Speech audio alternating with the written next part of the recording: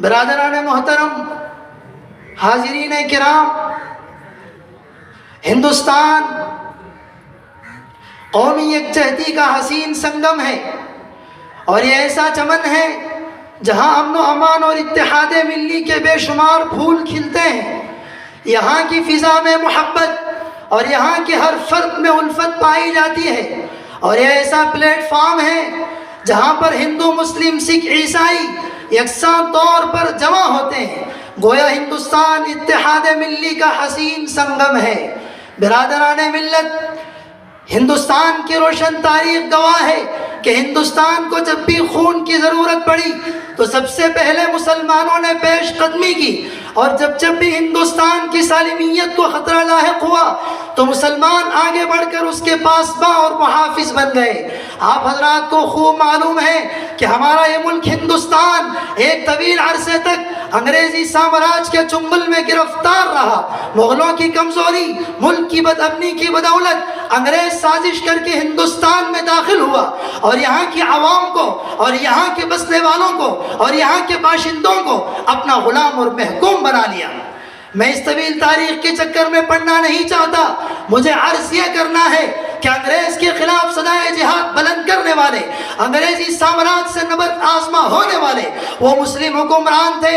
چنانچہ سن 16 عیسوی کی بات ہے کہ جب ہندوستان کی سیاسی اور معاشی زندگی کمزور ہوئی تو انگریز سازش کر کے تجارت کے بہانے ہندوستان میں داخل ہوتا ہے۔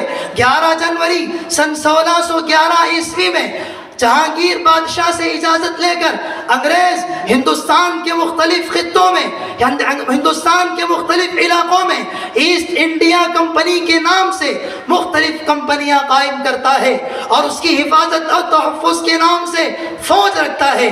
مگر ہندوستان کے غیور حکمراں انگریز کے اس عیارانہ اور مکارانہ چال کو محسوس کر لیتے ہیں، اور یہ سمجھ لیتے ہیں کہ انگریز دن بدن ہندوستان پر مسلط ہوتا جا رہا ہے۔ ہندوستان سے انگریز کو ملک بدر کرنا اس وقت ضروری ہو چکا ہے۔ چنانچہ اس بات کو لے کر شمالی ہندوستان میں ہمت کر کے جناب سراج الدولہ انگریز کے خلاف میدان میں آتے ہیں، مگر اپنے ہی لوگوں کی غداری کی وجہ سے ناکامی کا سامنا کرنا پڑتا ہے، اور مسلمانوں کو سخت سے سخت حالات کا سامنا کرنا پڑتا ہے۔ آبادیوں کو چھوڑ کر جنگل و بیاباں میں زندگی بسر کرنی پڑتی ہے۔ عزیزان محترم، ان حالات سے پریشان ہو کر شہر میسور بلند ہمت غیور فرما رواں حضرت ٹیپو سلطان رحمت اللہ تعالی علیہ انگریزوں کے خلاف میدان میں آتے ہیں۔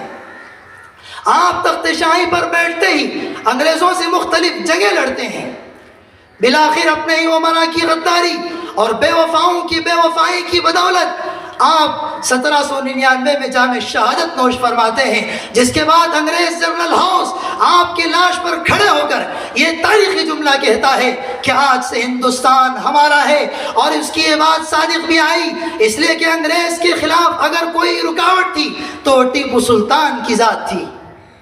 ان حالات میں جبکہ ہندوستان پر انگریزوں کے غاصبانہ ظالمانہ تسلط کی بنا پر ہندوستان کا امن و امان خطرے میں پڑ گیا، اور مسلمانوں کو شریعت اور احکام شرعیہ پر چلنا دشوار ہو گیا، تو سراج الہند حضرت شاہ عبدالعزیز صاحب محدث دہلوی رحمت اللہ تعالی علیہ ہندوستان کے دارالحرب ہونے کا فتویٰ دیتے ہیں۔ اس فتوے کا مطلب یہ تھا کہ اس وقت ہندوستان پر جو حکومت برسر اقتدار ہے اس سے بغاوت کرنا یا ہندوستان چھوڑنا اس وقت فرض ہو چکا ہے۔ اس فتوے کا اثر یہ ہوا کہ لوگوں میں جوش و خروش پیدا ہوا، اور سورے ہوئے جذبات انگڑائیاں لینے لگے، اور اس فتوے کو عملی جامہ پہنانے کے لیے مشائخ اپنی خانقاہوں سے، علماء اپنی درسگاہوں سے میدان میں آ گئے۔ چنانچہ کسی شاعر نے اس کی منظر کشی کیا ہی خوب کی ہے، فرمایا اس بس میں جنوں کے دیوانے ہر راہ سے پہنچے محفل تک، اس بس میں جنوں کے دیوانے ہر راہ سے پہنچے محفل تک، بےتابی ان کی عام ہوئی صحراؤں سے لے کر ساحل تک۔ سید احمد شہید رحمت اللہ علیہ، شاہ عبدالعزیز محدث دہلوی رحمت اللہ علیہ کی ایما اور مشورے سے آزادی کی تحریک چلاتے ہیں، 1831 میں آپ کشمیر کا رخ کرتے ہیں، لیکن کچھ اپنے ہی لوگوں کی غداری اور بے وفاؤں کی بے وفائی کی وجہ سے فتح شکست میں بدل جاتی ہے اور مسلمانوں کو سخت سے سخت حالات میں مبتلا ہونا پڑتا ہے۔ لیکن دوستوں، اس کے باوجود ملک کے غیور مسلمان اور علماء کرام خاموش نہیں بیٹھے، آزادی کے لیے جد و جہد کرتے رہے، حتی الامکان آزادی کی کوشش کرتے رہے، یہاں تک کہ 1857 کی تاریخ آ گئی جس میں ہندو مسلم مل کر تحریک آزادی کے لیے، جنگ آزادی کے لیے برسرے پیکار ہوئے، اور کچھ وسائل کی کمی اور اپنوں کی غداری کی وجہ سے بہت سے مسلمان شہید ہوئے اور بہت سے علماء زخمی ہوئے۔ انگریز پرچم ہند نکال کر یونین جیک لہرا دیا، اور اس جنگ میں سب سے زیادہ مسلمانوں کو اس شکست کا خمیازہ بھگتنا پڑا۔ 2 لاکھ سے زیادہ مسلمانوں نے جام شہادت نوش فرمائی، اور 51,500 علماء صرف اس جنگ میں شہید ہوئے۔ اور دہلی کی چاندنی چوک سے لے کر پشاور تک کوئی درخت ایسا نہیں تھا جس میں سولی پر کسی کو نہ لٹکایا گیا ہو۔ پھر اس کے بعد دارالعلوم دیوبند کا سب سے پہلا طالب علم محمود الحسن دیوبندی پرچم آزادی کو لہراتا ہے اور انگریزوں کے خلاف میدان میں آتا ہے، جسے دنیا شیخ الہند کے نام سے یاد کرتی ہے۔ یہی وہ شیخ الہند ہے جو دارالعلوم دیوبند سے ایسی تحریک چلائے جو مارکہ بالا کوٹ کے بعد اور انقلاب 1857 کے بعد سب سے بڑی تحریک تھی، جسے ہم تحریک ریشمی رومال کے نام سے یاد کرتے ہیں۔ اور یہی وہ شیخ الہند ہیں جنہوں نے مہاتما گاندھی کو افریقہ سے بلا کر جنگ آزادی کا ہیرو بنا دیا تھا۔ نعرے تکبیر، سر بکف سر بلند۔ عزیزان محترم، یہ تھے ہمارے اسلاف، یہ تھے ہمارے کارنامے، یہ تھی ہماری تاریخ، اور یہ تھی ہماری اس ملک سے وفاداری کی داستان۔ اس کے باوجود کچھ فتنہ پرست لوگ، کچھ تعصب پسند لوگ، کچھ فتنہ پرور لوگ ہندوستان میں مسلمانوں کی وفاداری پر شک کرتے ہیں، مسلمانوں کو غدار کہتے ہیں، مسلمانوں کو بے وفا کہتے ہیں، اور یہ کہتے ہیں کہ مسلمان ہندوستان میں رہنے کا حق نہیں رکھتا۔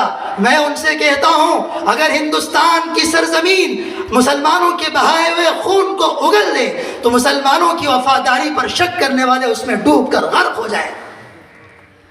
بس میں انہی چند کلمات پر اپنی بات کو اس شعر کے ساتھ ختم کرتا ہوں۔ جب بھی چمن کو خون کی ضرورت پڑی، سب سے پہلے ہماری ہی گردن کٹی۔ جب بھی چمن کو خون کی ضرورت پڑی، سب سے پہلے ہماری ہی گردن کٹی۔ جب بھی کہتے ہیں ہم سے یہ اہل چمن، پھر بھی کہتے ہیں ہم سے یہ اہل چمن، یہ چمن ہمارا ہے تمہارا نہیں۔